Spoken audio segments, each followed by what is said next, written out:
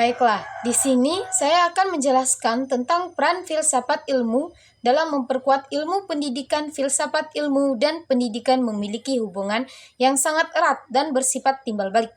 Filsafat ilmu memberikan dasar pemikiran, sedangkan pendidikan jadi ruang penerapannya.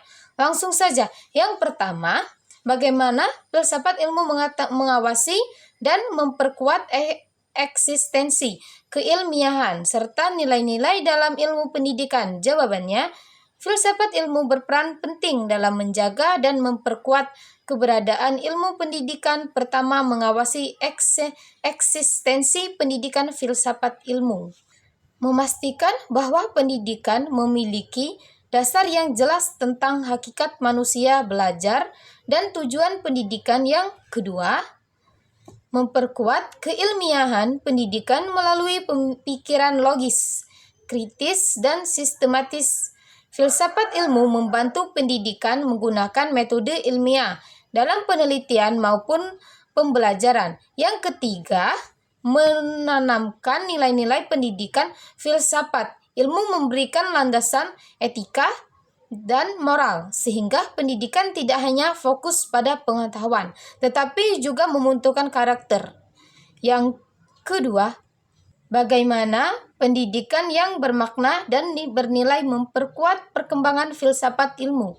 Jawabannya, hubungan ini bersifat timbal balik.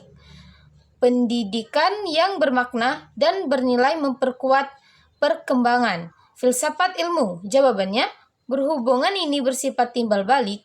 Pendidikan bermakna dan bernilai akan menjadi tempat penerapan teori filsafat ilmu, menghasilkan pengalaman nyata yang dapat dikaji secara filosofis, mendorong munculnya pemikiran baru tentang pengetahuan dan kebenaran. Dengan kata lain, praktik pendidikan membantu mengembangkan dan memperkaya filsafat ilmu.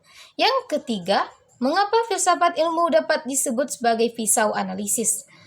Ontologi, epistemologi, aksiologi.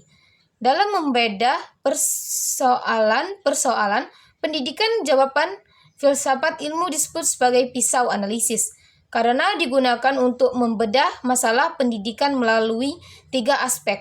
Yang pertama, ontologi, membahas hakikat pendidikan. Contoh, apa itu belajar? Siapa peserta didik? Yang kedua, epistemologi, membahas cara memperoleh pengetahuan. Contoh, metode yang paling efektif dalam pembelajaran. Yang ketiga, aksiologi, membahas nilai dan tujuan pendidikan.